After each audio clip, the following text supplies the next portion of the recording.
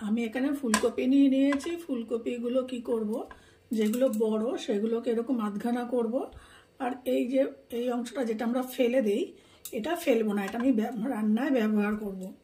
এটাকে আমি কেটে রেখে দেবো এরকম করে, প্রত্যেকটা কেটে এরকম রেখে দেবো। আর এই বড়গুলোকে হাফ করে নেব, বড়গুলোকে এরকম হাফ করে নেব, করে ফিরে আসছি।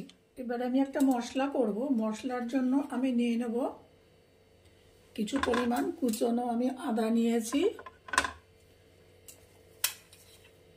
কিছু পরিমাণ আমি রসুন নিয়েছি, আর নিয়েছি ছোট এলাচ, আর এই লবঙ্গ। এই কটা আমি একসাথে পেস্ট করব, পেস্ট করে ফিরে আসছি। আমি আরেকটা মশলা করব, তার জন্য আমি নিয়ে নিয়েছি যেরকম কাঁচা হলুদ। কাঁচা হলুদ কিছুটা নেব। এটা একটা ভিন্ন স্বাদের একটা রান্না। আপনারা যদি কাঁচা হলুদ তো মার্কেটে অ্যাভেলেবেল, যদি না পান তাহলে টারমেরিক পাউডারই ব্যবহার করবেন, কিন্তু সেটা কখন ব্যবহার করবেন সেটা আমি পরে বলে দেবো। নিয়ে নিলাম কিছু পরিমাণ কাঁচা হলুদ,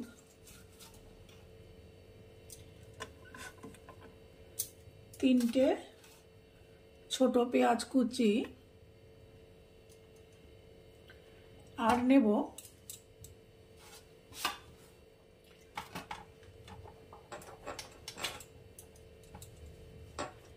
আমি যে বললাম যে অংশগুলো, কপির যে অংশগুলো আমরা ফেলে দেই ডাটাগুলো, সেইগুলো নিলাম কয়েকটা। আর নেব কয়েকটা বিট। আমি এরকম বিট কুচি করে রেখেছি, বিটরুট যাকে বলে সেই বিটরুট একটু পাতলা করে কুচি করে রেখেছি যাতে পেস্ট করতে সুবিধা হয়। এ কটা আমি একসাথে পেস্ট করে রাখবো। এবারে প্রথমে আমাকে যে কাজটা করতে হবে, আমি নিয়েছি কিছু পরিমাণে জল একটা বাটির মধ্যে, দিয়ে দেবো লবণ, আর দিয়ে দেবো হলুদ। এর মধ্যে যে আমি এই কেটে রেখেছি যে ফুলকপি, সেগুলো একটু ভাপিয়ে নেব, একটু সিদ্ধ করে নেব এই জলটাতে।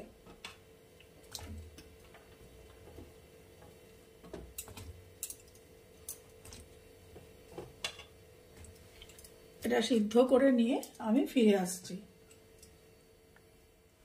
এটা 2-3 মিনিট হয়ে গেছে, আমি জলে ভাপ দিয়ে নিয়েছি। এবার এটাকে জলটাকে মানে একদম এটাকে ফেলে দেবো, ফেলে দিয়ে আমি জলটাকে ঝরিয়ে রাখবো, একদম জল ঝরিয়ে শুকনো করে রাখবো। এবারে আমি একটা পাত্র নিয়েছি, পাত্রের মধ্যে নিয়ে নেব বেসন।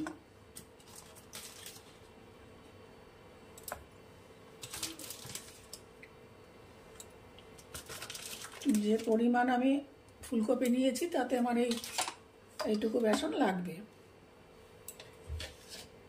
দিয়ে দেবো হাফ চামচ লবণ, দিয়ে দেবো হাফ চামচ লঙ্কা গুঁড়ো, দিয়ে আমি এটাকে খুব ভালো করে মিক্স করে রাখবো। খুব ভালো করে একটা মিক্স তৈরি করে রাখবো, মিশিয়ে রাখবো। আমি একটা পাত্র নিয়েছি, পাত্রের মধ্যে এই যে হাফ সিদ্ধ করে রাখা এবং জল ঝরিয়ে রাখা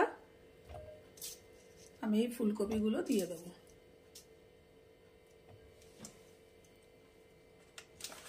এরপরে আমি যে একটা বেসনের যে একটা মিক্স করলাম সেটা দিয়ে দেবো এর মধ্যে।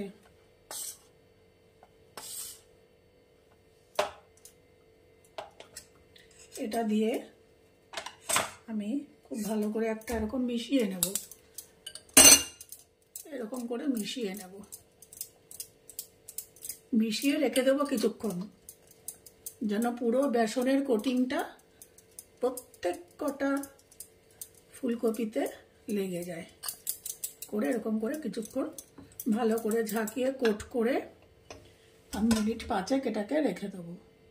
এই যে আমার কোট করে রাখা হয়ে গেছে, এবার এটাকে আমি পরে প্রসেস করছি। এভাবে থাকবে 5 মিনিট পুরো। এবারে গ্যাসে একটা কড়াই বসিয়ে দিয়েছি, দিয়ে দিচ্ছি রিফাইন্ড অয়েল।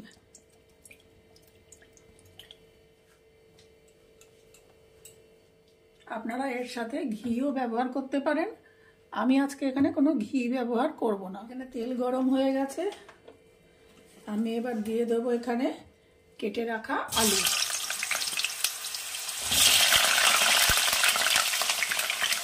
আপনারা যদি মনে করেন এটা একদম অথেন্টিক উপায়ে বানাবেন, অথেন্টিক প্রসেস ফলো করবেন, তাহলে কিন্তু এটা ঘিয়ে রান্না হবে। আর যদি মনে করেন যে একটু মিক্স আপ করবেন, তাহলে অর্ধেক রিফাইন তেল দেবেন আর অর্ধেক ঘি দেবেন।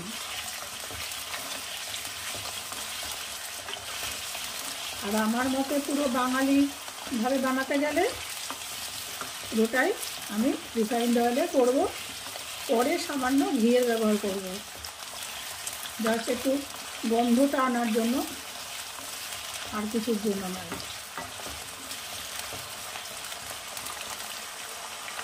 কারণ আমরা রোজকার রান্না তো অত ঘি খাই না, সেই জন্য সবসময় অথেন্টিকভাবে রান্না করা সম্ভব হয়ে ওঠে না। এটাকে একটু লাল করে ভেজে নেব, ভেজে নিয়ে আমি ফিরে আসছি। আলুটা ভাজা হয়ে গেছে, এবার এটাকে আমি তুলে নেব।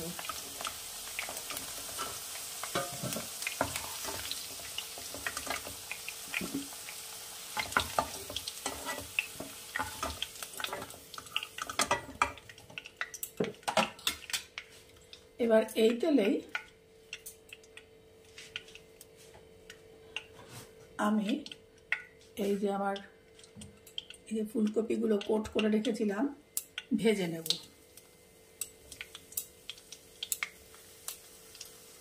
আমি যেখানে লঙ্কার গুঁড়ো দিয়েছি, আপনারা লঙ্কার গুঁড়োর বদলে গোলমরিচ গুঁড়ো ব্যবহার করতে পারেন।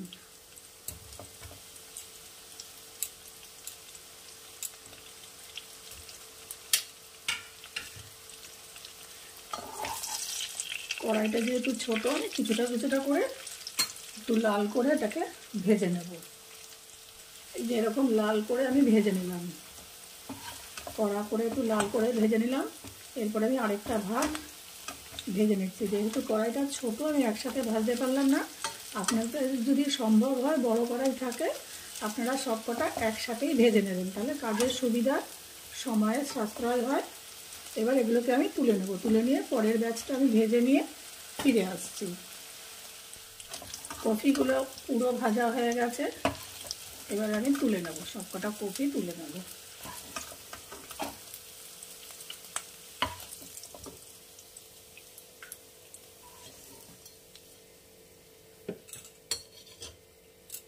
এই তেলেই আমি ফোড়ন দেব দারচিনি,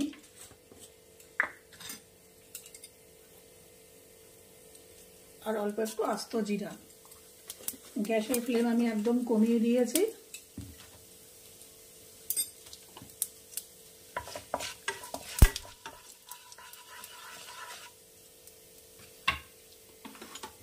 এবারে যে আমি প্রথম মশলা পেস্টটা করেছিলাম, আদা, রসুন, লবঙ্গ আর ছোট এলাচ দিয়ে দিলাম সেই মশলা পেস্টটা।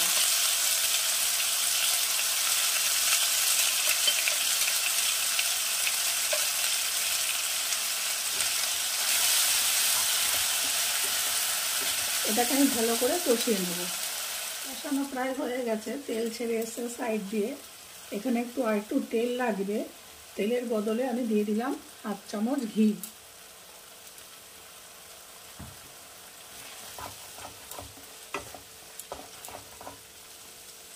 এইবারে আমি যে দ্বিতীয় পেস্ট করেছিলাম দিয়ে দিলাম সেই পেস্টটা।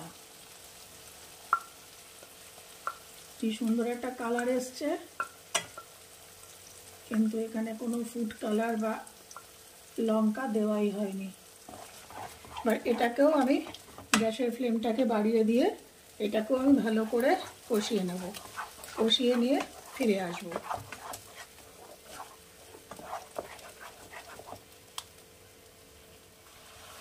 এবারে দিয়ে দেবো কেটে রাখা টমেটো। এখানে আমি দুটো ছোট টমেটো কেটে রেখেছিলাম, দিয়ে দিলাম।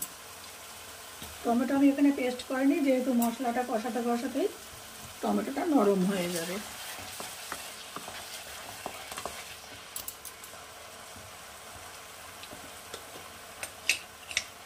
দিয়ে দেব হাফ চামচ হলুদ। এবারে দেব লবণ। একটু নাড়াচাড়া করে নেই।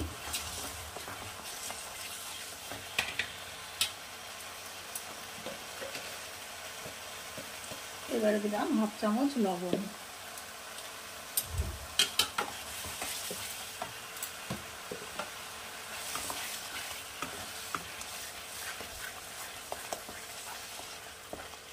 এটাকে ভালো করে কষিয়ে নিয়ে ফিরে আসছি। কষানো হয়ে যাওয়ার পর এখানে দিয়ে দেবো 1 চামচ কোরিয়ান্ডার পাউডার, 1 চামচ কিউমিন পাউডার। এগুলো কিন্তু সবই বাড়িতে করা পাউডার, একটাও কিন্তু কেনা পাউডার নয়।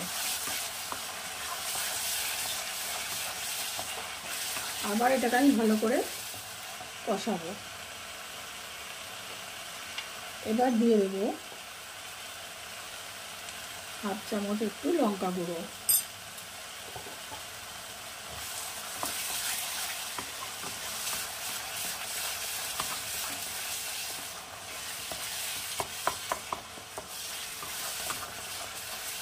ভালো করে কষিয়ে নিয়ে আবার ফিরে আসছি।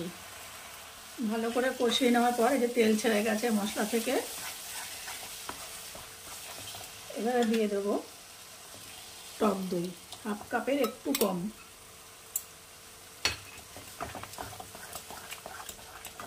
ভালো করে নাড়াবো। আপনারা ইচ্ছা করলে টক দইটাকে ফেটিয়েও নিতে পারেন, ফেটিয়েও ব্যবহার করতে পারেন।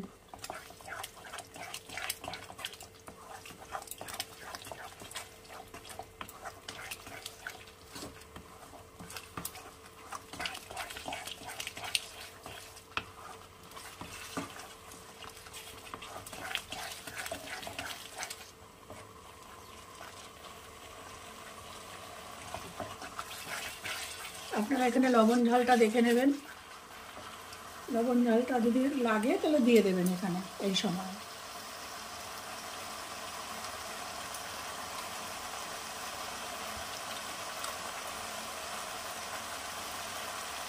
এখন দিয়ে দেবো এর মধ্যে ভেজে রাখা আলু।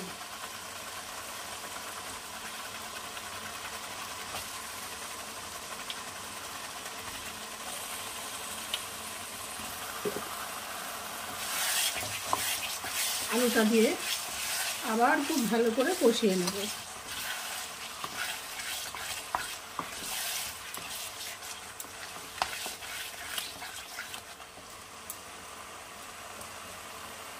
আলু একটু কষিয়ে নেওয়ার পর এর মধ্যে দিয়ে দেবো ভেজে রাখা ফুলকপি।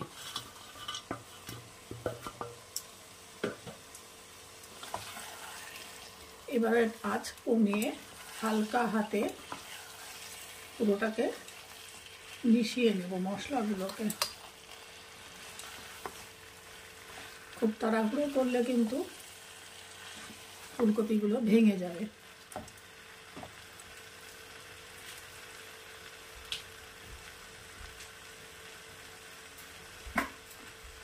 এবারে দিয়ে দেবো কিছুক্ষণ পর সামান্য একটু জল, সামান্য হাফ কাপ।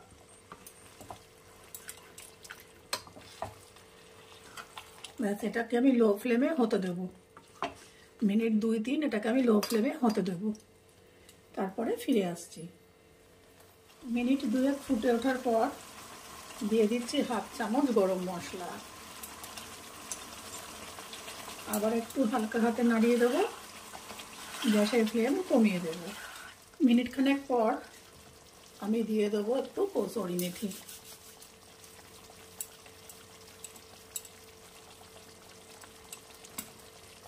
আবার এটাকে আমি কিছুক্ষণ হতে দেব আর হালকা হাতে নাড়াবো। মিনিট খানেক হওয়ার পর দিয়ে দেব সামান্য চিনি।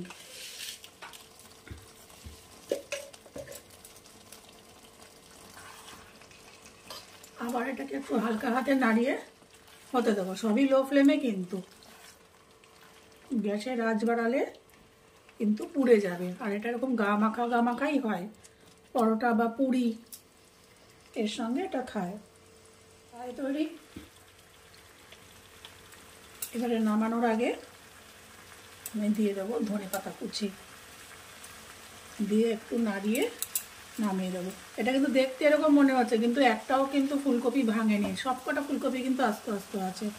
আপনি যে ফুলকপি বার করবেন না কেন এরকম সব আস্তে আস্তে আছে।